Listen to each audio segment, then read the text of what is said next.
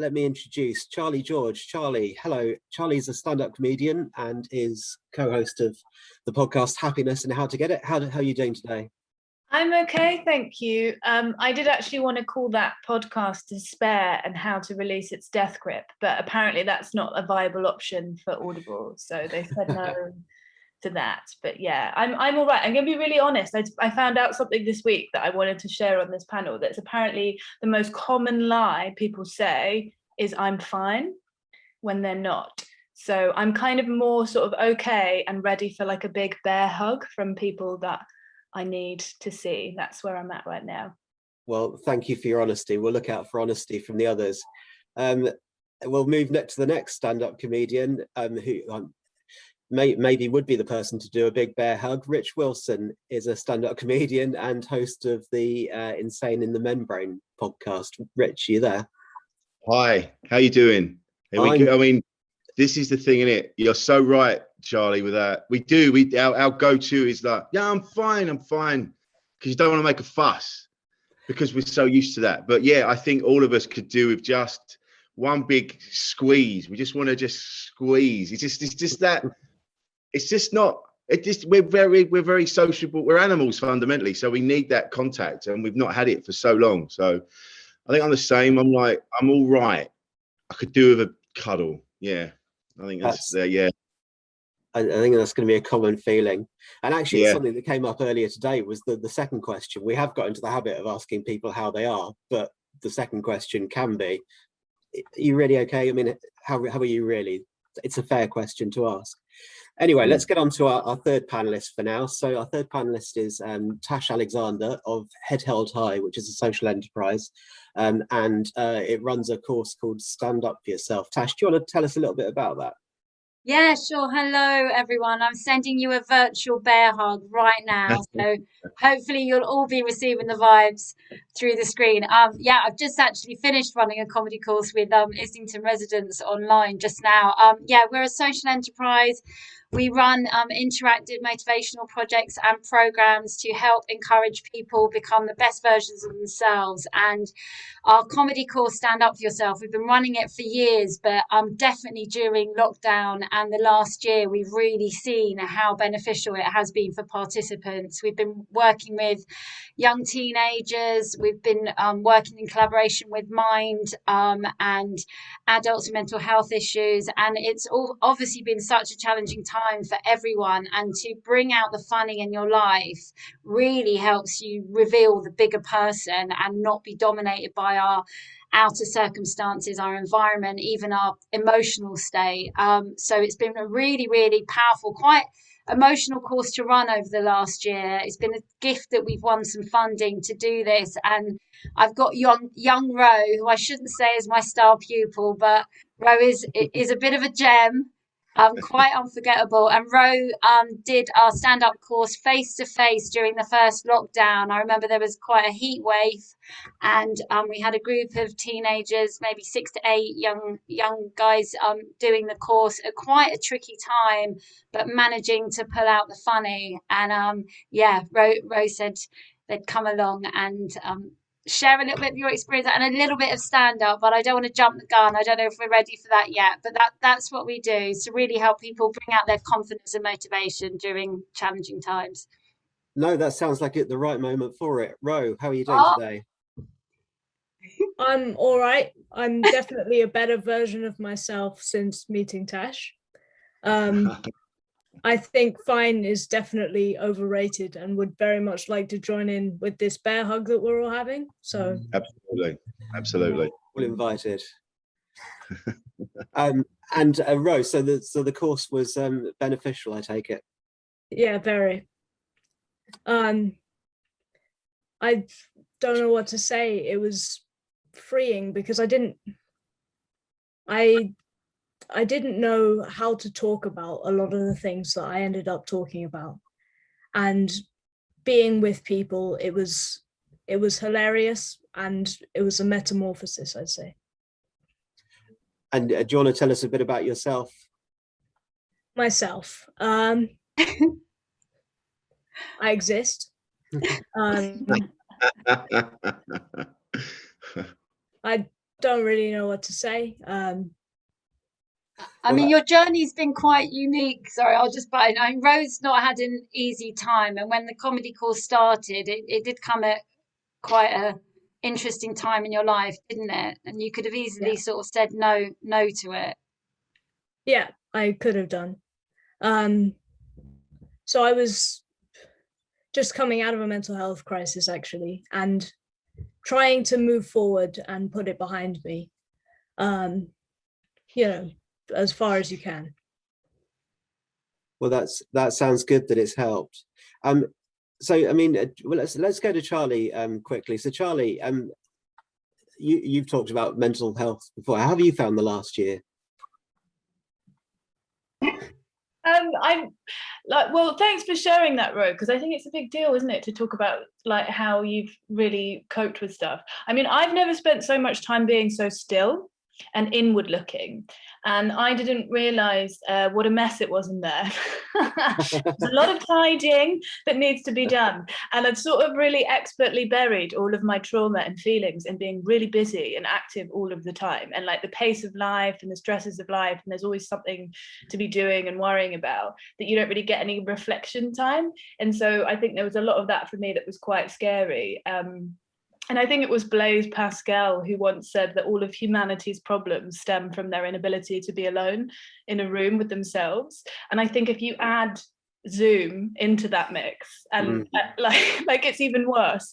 It's like I never thought what was missing from a conversation was like a live feed of my face. I mean, that's what's happening now, and I'm finding it quite intense. Like that's like a next level of self-reflection. So yeah, it's been quite a reflective time, and like that's given me a chance to look at some of the things that I was doing before that were quite unhelpful. So I probably came to stand-up comedy after quite a lot of a challenging time in my life too, and I think it can often be pain that brings people to new beginnings. And so I hadn't really had much time to reflect on the journey before. And so I think that stillness has been really good for that, of kind of recognizing, oh, wow, like stopping and looking around at what you've done, and then kind of maybe being a bit more conscious about what you want to do next, and maybe be slightly less busy, like cancel plans and read a book. That's where I'm at. And I think for a lot of us, that was the experience, wasn't it? But then after a while, you have a bit too much stillness and you get out the other end and actually, I just want to move a bit. What about you, Rich? Has it been a similar experience? It's been, yeah. I mean, it was, I've been a comedian for 17 years, and I was going to be at the Soho Theatre. It was a big thing. Everything I'd worked towards, all the sacrifices I'd made, it was a big moment. I'm a van driver from Kent, and now I'm playing the Soho Theatre, and so it was this big thing. And then everything I'd worked for went in 20 minutes, like this one email after the other. And I just sort of sat and I was strangely zen about it at the beginning. I'm like, well, it can't be helped. It's not personal. Everybody's now, we all got thrust into this strange world where we were like, oh, right, okay, well, we better get some toilet roll then, and we better get some bread. And it felt like suddenly it was really daunting and weird, and people did come together in a way that they hadn't done before, and it did shine light, like Charlie said, on what I put too much. I was putting too much effort into it. I was too busy, and I put 80,000 miles on my car in 2.5 years. Like that's what we did. Suddenly, when it all went away, it suddenly made you reassess, and you go, oh, actually, I do need to be taking care of myself a bit more, and we need to be talking a bit more. Like at the beginning, we talked about, like, when you say someone, "Are you all right?" And I go, "Yeah, I'm fine," but we don't really know how to tell each other how we're really feeling, and we don't really know how to receive the information. So if someone does say, "Actually, I'm really struggling, and I've had some thoughts that I don't really want to be here anymore," and we've not been taught how to do this. So suddenly all we've got is time and each other. And so we've all been learning how to communicate again. It's been quite enlightening, really, that, it's all very well saying, are you really okay? But actually being ready to receive the information is also something that we've picked up this year. I'm definitely not the person I was before March 2020. No, that's interesting. Yeah. And especially with what you do specifically with the podcast with Insane in the Membrane, it is having that conversation and inviting that opening up, isn't it? This is it. I mean, this is the question that I've had people on, because I have guests on, not necessarily comedians, but I want to talk to people. I want to talk to women about what it actually means to be a woman, what it feels like to be a woman, like the changes, like what we don't have these conversations. Men don't really have them. We understand periods, we know what it is, but we don't really understand what goes on like that. Because it's not just a few days, it's not just a week, it's a constant cycle that I've never really been told about. And so but I have people on the podcast that it's a safe space for me to ask questions and say, what does it feel like to be a woman? What does it feel like to be trans? Like what goes on?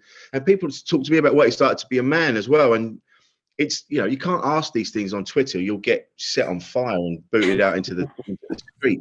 Rich, can I just say, because I love what you're saying, and I think one of the big things I've been learning about in all of my reading my books, is like I think there was this little animation video that I watched that was so amazing about, because I've had a lot of friends go through difficult stuff, and I also hide.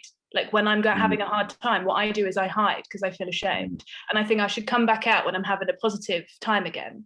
And I was like, oh, how on earth do we help people when they're in the moment of having a hard time? Because that's the bit that feels like the hardest to sit with.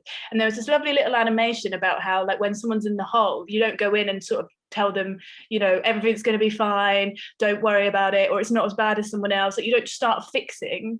You sort of try and just be there with them and say, oh, that's really rubbish, but I'm here. And I think it's kind of, can we learn to be with that discomfort and negative feelings and also have the bravery? I mean, I've been ringing some friends and been like, actually, I really need to talk to someone because I've been working from home and I'm like so isolated. I haven't spoken to anyone in ages, and being more honest about that. Yeah, that's it. It is that. It's because sometimes you think, oh, how can I put it across how I'm really feeling? But sometimes you've just got to just do it with the tools that you have. So you don't have to put it across in a certain way. It doesn't have to sound like a doctor saying it. You just got to go, I feel really shit, to be honest. I'm feeling really crap, and I don't know why. I think it's because I'm on my own. You know that it's that. Just use the vocabulary that you have, and people will respond to it in a way that I've done it a few times, especially because I sound like a bloke. I'm a geezer, and people, I always project that I'm all right, I'm fine, I can get on with it. So it was really hard when I did turn around and say, I'm actually really struggling with this. I don't know what to do, and I don't know how to tell you. Suddenly, I had other men saying to me, "Yeah, I feel the same. I feel the same." And it was clunky, but it opened things up. So I think it doesn't matter how you do it. It's just as long as you do it, and you'll be surprised at the outcome, I think. And Tash, is this presumably what you do on these courses? Yeah. I mean, I'm echoing everything that you've said, and it's making me think, we've never experienced anything collectively like this. So, as a foundation, whatever challenges you've had through this time, it's like we're all experiencing the same foundation, exactly what you're saying, to open up. It's pushed us to be truthful and to connect with each other. I know my friend said to me, she was sick of phoning people. She started sending postcards, and that little postcard that somebody received, it brightened up their day. I know when you finally saw somebody face to face, it felt like, an amazing experience within your day. I mean, I found, especially running the comedy course, when we ran it with Adults from Mind, and I was struggling. And what this sort of work does is it pushes you to bring out your bigger self of, come on, Tash, you've got it in you. Like all of us, I think, we spent so much time on our own. It's probably the first time that we spent this amount of time on our own, sorting out the clothes drawer and never being so bored of what you wear, and just think, I just want to buy one new thing.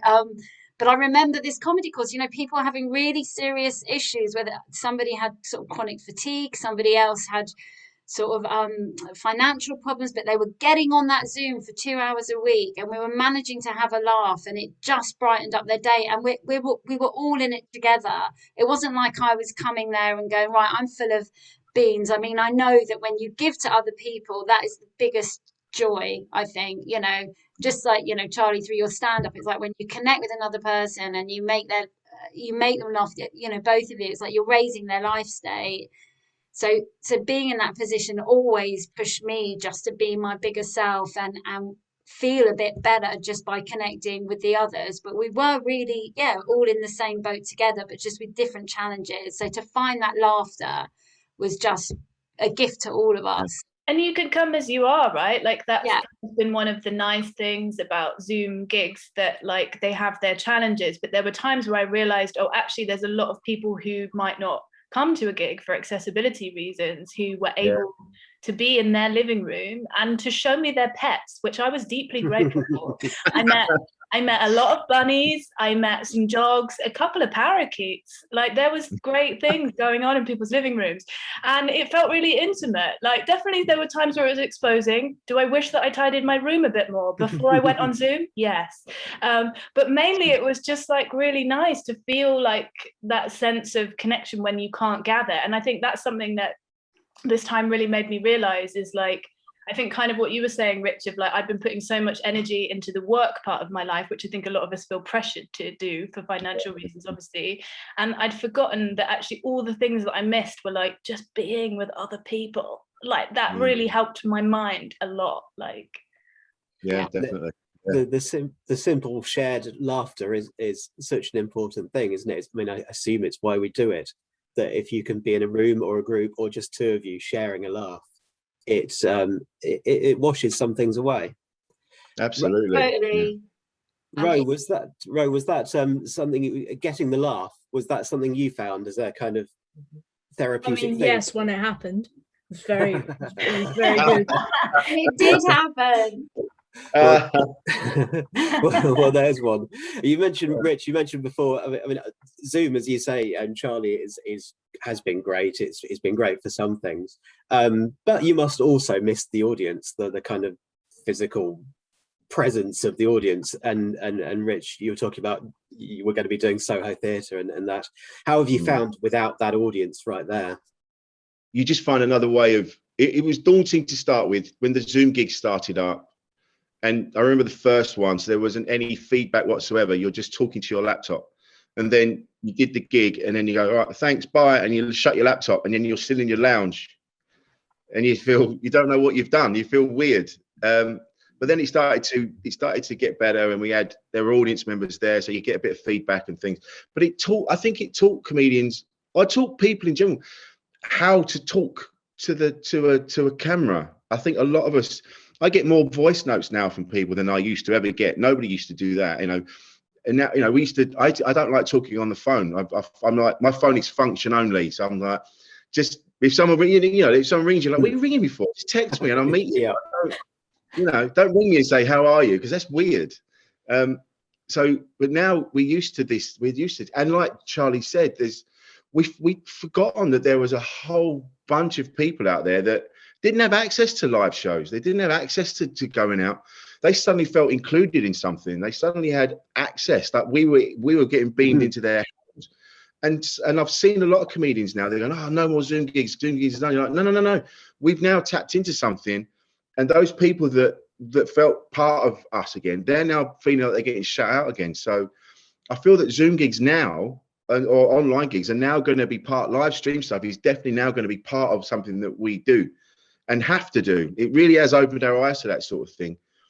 But it's made me, I did a gig at the Bill Murray last week, and I didn't have any audience whatsoever. There was not even people. They were downstairs manning the tech. So I had a camera. I didn't really know what that was. And I'm in a big room in the dark, just talking. And I don't know what I did. There was no feedback. It wasn't until afterwards, and people messaged me, mate, oh my God, whoa. I'm like, I was a man from Kent just talking in a dark room. And and that's okay. That's yeah. I mean, it's really strange, isn't it? Because I think I did that gig as well, and I did one as well, which was like a live stream where it wasn't a Zoom, and it just went out. I think it went out to NHS workers, and they could watch it between stuff, and it was really fun to do. But because I used to work in the NHS, and it was nice to do for stuff, but like you literally were just on a stream link, so like you couldn't see anyone, and so I was just kind of like, how on earth am I going to give it some welly? Do you know what I mean? Like I've got little act outs and stuff I'm doing, and I've never felt more insane. Like I was just kind of like like really emphatically yelling in my room. But I kind of learned how to give it the same welly that I would if they were there. And sometimes I have to be honest, this is the cheeky bit of me that's like, kind of always wanted to be released from the formalities of communication and just be able to just do what I want and not worry about it. So it was kind of good in that sense too. And I hope that some online stuff of people's tours stays, because what we had was international audiences too, people from around the world staying up late and watching you from another country. So that's really cool. Yeah, absolutely. It's funny you talk about the formalities of communication with that, with the starting an email, like it was, I hope you're well. And then it was trying to find new ways of doing that. And in the end, we didn't even bother. We're just like, it just became like emails became like just a text. It's like, we got this, we did that. Instead of like, hi, I hope this email finds you well. You know, it was just all that. I think this whole thing has really shone a light on what's necessary and what isn't anymore. It was interesting early on that, because I went to a fair few of the early gigs, nice and spiky ones, which I think you might have both done at some point.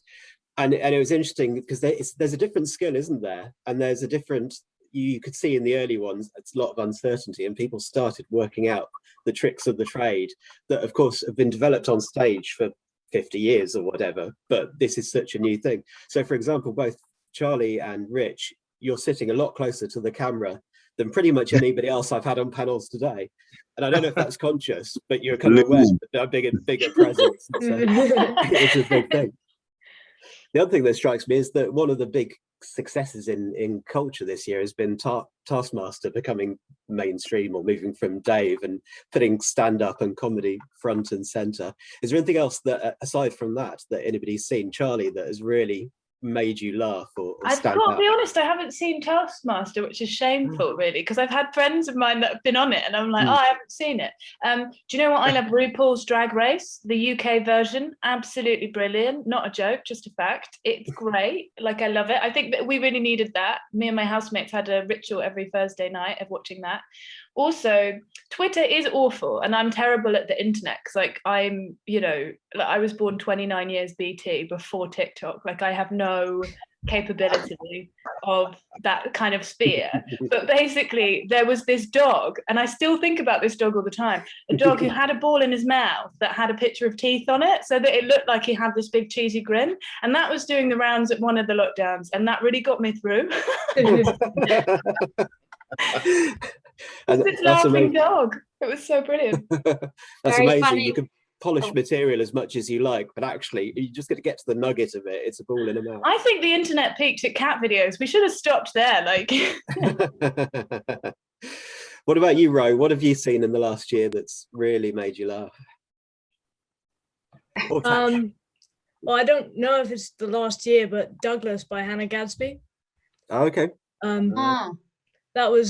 That was brilliant. I mean, she starts the show with a dog made of crayons, so that's kind of like your laughing dog. But yeah, that was brilliant.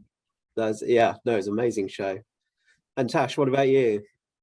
I'm just remembering. I remembering when we hit the first lockdown and everybody was sending comedy videos to each other, like, constantly. We were all receiving them like loads. I can't think of one that stood out, but I just remember I did feel kind of proud to be British, that we were like all going through this, like, what the hell's going on in the world, and you'd still receive something funny. I mean, I've been watching, and I'm quite surprised, sort of a lot of Would I Lie to You, because I just think Lee Mack is hilarious, and I think you do, like, Netflix just has become the biggest subject that I talk about with my mates, because everyone's like, what else is there to watch? What can I watch? I've just blitzed that series, blah, blah, blah. Motherland keeps popping up of a comedy that keeps coming up. I haven't yet got through it, but I'm just about to start. But yeah, that's getting a lot of praise.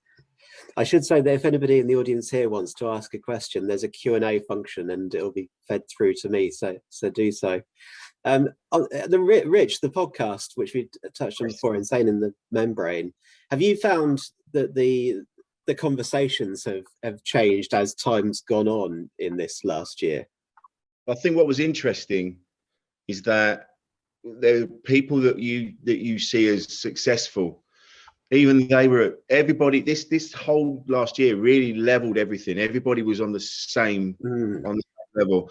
I had Heston Blumenthal on, and I had Romesh on and Rob Beckett and all these people, and they were all saying the same thing. Like you see them on the TV, but they were all in their houses, and it really they were talking about the fact, oh, you know, we do miss that.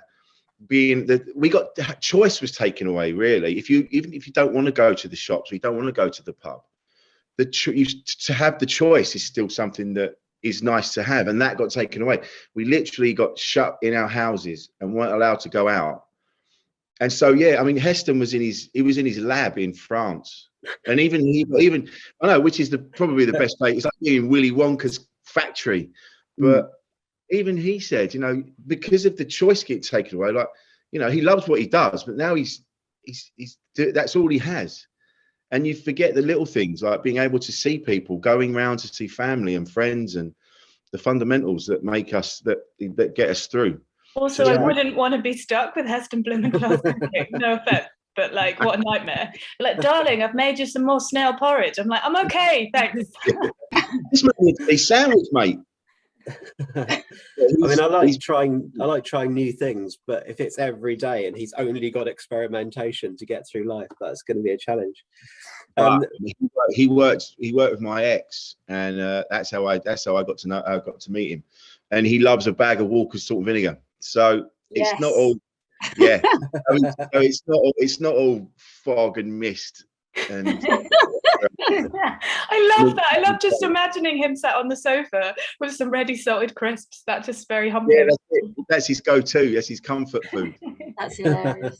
Bangers and mash. That's good to hear. Charlie, what's I suppose I'm asking, what are you looking forward to? Where you must be planning things and looking ahead now. What's happening in your world? Yeah, what am I looking forward to? I'm looking forward to swimming.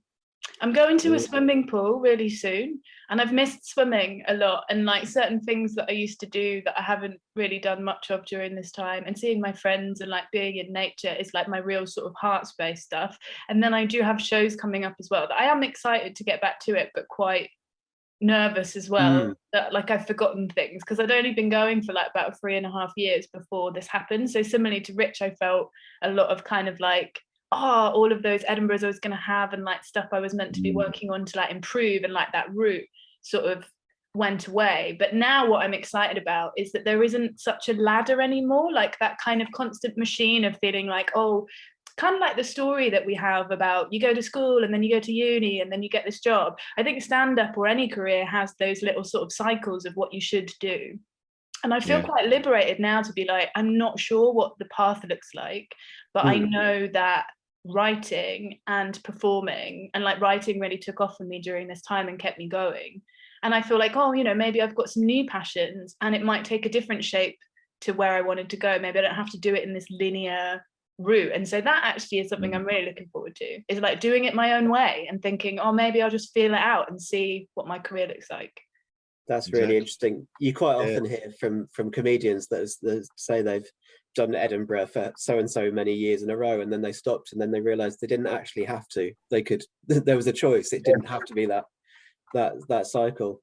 Yeah, like, I really want to go to America when I'm allowed and do some gigs there, because my dad lives there, and like that's always been a dream of mine to do a road trip. So as soon as it's legal, I think I'm going to get a motorbike and go around America, which is such a sort of midlife crisis thing to say, but why not? This time has made me realize maybe I won't get a chance to do it if I wait. It's one of those unknowns, isn't it? How hard is it going to be to hire a motorbike in LA? I just don't know whether everybody will have them or it's just you. Ro, obviously there's gigs are going to start up again. Have you got ideas of gigs or shows or things you want to put on? I have no idea. I'm still in the school funnel of, do you want to go to uni, do you not? I'm looking forward to binge watching TV in a cafe instead of at home, because that's a tiny bit less depressing. So I I am hoping, I'm hoping to do a fundraising event at the Comedy Store and bribe Ro to do a few minutes there, which I think would be a wonderful experience. So Ro knows I do keep getting in contact with them to try this bit of comedy here, try this there, because you're very talented. Thank you. Well, excellent. I mean, let us know when that's happening, Tash. What about you, Rich? Have you got the Soho Theatre booked up for the next months instead? We had the first one last night, and everybody was so pleased to be out. It was euphoric. At the end of it, there was everybody, and then afterwards we were talking outside, and everybody was just happy to be back. But it's really interesting what Charlie said. I've gone through the same thing. You start in comedy, and they go, right, well, you have to do it this way, and it never felt. I never felt right. I was like, well, I just felt like I was sort of hemmed into this like go to Edinburgh and do this and then that and then. But yeah, I've learned, just do your own thing. Just do gigs. Do the gigs you want to do. If you other projects, if you want to do them, I'm doing some writing stuff with people and follow your own path, which is something that I never thought I had a path before. I thought I was just kind of following the footsteps of everybody else. And now I've got all manner of gigs starting up, and we're going to be doing online things, and there's a podcast and a radio show, and just doing stuff and not worrying about what everyone else is doing. So it's been really liberating. So what Charlie was saying is absolutely the way to go. Get your motorbike and go around America. I've gigged in America. It's brilliant. I gigged in Bananas. Sat in traffic in LA by myself. Living the dream. Yeah. Route 66, baby. No, I'm so up for it, man. And me and another comic talked about it. But also, I'd like to bring back the night that I started running. So before the lockdown, I was running like a night, like not all the time, but like every few months we used to run Crack Up Comedy Cabaret, which was in aid of Core Arts in Hackney. They're a really cool mental health charity. And we had a lot of mental health service users come. And it was such a cool night. Like me and my mate used to host it in NHS Scrubs. And one of us would always be too depressed or anxious to do the show. And so we needed the audience to like help us start the show. So it always started in pandemonium. Like I remember one time I was lying on the floor and someone was trying to give me CPR, and it turned out I was just depressed and I wasn't dying. And I needed like the whole audience to get me going. And then we used to book acts for that, sort of drag acts and comedy acts and musical acts. And that was like at a little queer club in East London, and I just loved it. Like it was small, it wasn't like a huge audience, but it was really kind of loyal. And I think it was a space where, you know, your course sounds so amazing, and I'm so glad that that's happening. And Ro, if I do the night, you have to come and perform. Definitely great, because we need that. Well, that's amazing. I mean, I suppose those clubs and little nights and things that were going on, I guess there's communities that might have come apart, but as soon as you're back in the room doing one of those, you'll recognize 80% of the people there, and everybody will be just so happy to be part of where they were happy beforehand, which will be great. I think the other thing I was going to ask about, which is a bit of a left turn, is just in terms of material itself and the role of approaching mental health within the material. I mean, obviously, you can talk about whatever you want. That's the beauty of stand-up, I suppose, is you can pretty much say anything. But do you think, Rich, it's important that mental health is one of the subjects on the table? I think it's important. It is important that we talk about it. I think it's important that we find ways to cope with it, to help each other, right? Because it's like at the moment, everybody's sharing videos of the atrocities that's going on in Palestine, and you're like, yeah, all right, okay, but what does that do? What does that do? It doesn't help really. You're just showing me what I already know is happening, which makes me feel even more helpless, because I can't. What can I physically do? And that's the same with mental health. We can all talk about it, and talk about, this is my version of it, that's your version of it, whatever. But I think we need to start talking about if we talk about how we cope with how we keep our own mental health healthy. Those are the conversations we should have. And again, like Charlie said, going back to her saying like you follow your own path. It's the same with anything you do, like with comedy, with writing. different people do it in a different way. Some people sit and write for hours. Some people just have bullet points, and a lot of it's in my head, and I just kind of think all the time. I can't really sit and write. So, and like with mental health, looking after your mental health, do what you do, find something that works for you. So you might want to go to the gym, or you might just go for walks, or you might just eat a little healthier, or, you know, don't beat yourself up when all you want to do is curl up in a ball and watch Netflix, eating a big handful of minstrels. You know, that, give yourself a break. You know, you can go to the gym, you can go and eat minstrels. You know, it's what, as long as you're, you know, happiness is too much. That's extra. What you're looking for is contentment, and contentment is when you kind of look around and you go, oh, actually, I've got some lovely people around me. Work's all right. Things are going okay. Yeah, this is all right. You know, we're struggling. We're striving for this extra thing, which is happiness is more chemicals, and it's extra. What you want is content. You want to look around and go, actually, yeah, this is all right. There's toxic people that are in my life. I don't spend time with them anymore. You know, we're too busy trying to please the wrong people sometimes. And I think, you know, just talk about that. Talk about how you're coping, how you look after your own mental health. And then other people will be inspired to talk about how they take care of their mental health. And, you know, I think these are the conversations we need to have. So, you know, yeah, we could talk about it all day, but it doesn't really get us anywhere. So we need to talk about the next step. Like, okay, how do we recognize the triggers? How do we, you know, that's the other thing as well, because when depression hits you, it hits you, and it hits you hard, and it's debilitating, and you feel because it's really weird, because you know it flattens you, and you're just laying on the bed staring at the ceiling. And you're like, I don't know why I'm feeling like this today, because yesterday I was buoyed and I was running around, and now I'm not. And I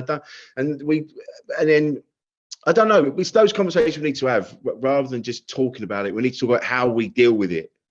You know, how we get ourselves out of that. I agree, Rich, because I think there's something about, like, the buzzword is like awareness, but I kind of feel like provide for services, like please provide more for services, which is why we started our night, because we were like, we want to raise money for a local service, like someone who's actually doing something. And that charity is really great, because they do a lot of like therapeutic art activities for people who are in that interim stage. Because I used to work at Ham&High Hospital. It's a lot of people who were sort of connected there that would go, and then you'd have stuff like a space to actually work from. Because I think, I mean, I remember a bit of my material. I think I spoke about kind of, because you're talking about like it being in the material, but I used to talk about how I once cried for the whole length of the Northern Line, and how I didn't get a tissue out until High Barnet. And I saw that as like a real strength. And like now I'm way more like, get the tissue out at Tufnell Park. Do you know what I mean? Like, be nicer to yourself. Like that's what Rich is saying, right? It's like, we have to think about what we do and how we show up for ourselves, but also how we show up for other people. So for me, the reason why it's important in comedy is probably not as important as funding mental health services. And you know, we can go on about awareness, but that's what needs to happen. But I think it does provide a space for community and honesty. And I think community and honesty is really important for mental health, because then we have a space where we can talk about how we manage it personally ourselves and together, because we are a community of people going through it. Yeah, absolutely. Yeah. And in terms of services and funding, yeah, I mean, clearly it's right, and it was an issue. Funding was an issue, and resources 18 months ago, let alone now. Something very clearly needs to change on that. Tash, have you got more courses coming up? Oh, I got more. Yes, we're going to be working with Mind in Barnet, and we've just connected with Mind in Islington, who are interested. So we've just got to find the funds. I just got to nick some money from somewhere to put it on. But I'm so passionate about this course now. I mean, I've really noticed in people, they do choose to talk about the challenging stuff, and it's such an achievement. Last year, the oldest client we have was 75. Decided to talk about his childhood, really, really difficult childhood, just talking about how ugly he was as a child. His family hated him. He said his mother was slapped in the face when he was born rather than them slapping him on the bum. And he was so scared to do this comedy. And then he did it. And he said to me, it really closed a chapter of my life, just doing this course, you know, in a positive way. So yeah, I'm really doing my best to promote and raise the funds. I do have to say, I know I said to Ro that Ro could do, I don't know if you've got time to do like 1 minute, absolutely. you hadn't forgotten, but I mean, Ro's a pure example of strength and courage in what you chose to write about. But yeah, we'll definitely be doing more. Yeah. Ro, do you want to give us a bit of here's material? me talking about stuff with no reference to how to deal with mental health whatsoever. My internet connection is also unstable, a bit like me, so let's see how that goes. Go for it. Hi, I identify as non-binary. Some people think I identify as Ed Sheeran, which makes me identify as really pissed off. I'm 18, if you hadn't guessed. Why would you guess? I look about 4. I'm turning 19 in November, and I've already got my date booked at the kids' soft play area, the one with all those colourful plastic balls to make up for the pair that I don't have. Being non-binary and ginger is a recipe for getting asked really stupid questions, like, does the carpet match the drapes? I mean, yes, but why are you asking me about furniture? My therapist always feels better about her life after talking to me. She's my 9th therapist, and we get on really well, but she gets a bit funny when I talk about my ex-therapists. She keeps wanting to know how long we were together, who left who. She's so paranoid. I told her they were just casual relationships. None of them were long-term. Not like you. Talking of therapy, I spent time in a psychiatric ward. It was great. I finally found some normal people. Inedible food, unwatchable DVDs. I learned that the wall around the place is just to stop the staff from running away. But it did get 5 stars on TripAdvisor. They did. Yeah. One day the nurses raised the alarm. Oh my God, there's a kid on the fence. Yeah, that's me. See, I was sitting on the fence because I was trying to escape, but I took one look at the streets of Newham and decided I'd be better off staying in. They did set me free in the end, just in time for COVID. Thank God I didn't miss the show. I've been Ed Sheeran. You've been great. Thank you for watching. Well, thank you very much, Ro. That was brilliant. And thank you, Charlie, Tash and Rich as well. It's been a really good session, and thank you for joining us today, and all the best for the coming months, whatever it holds.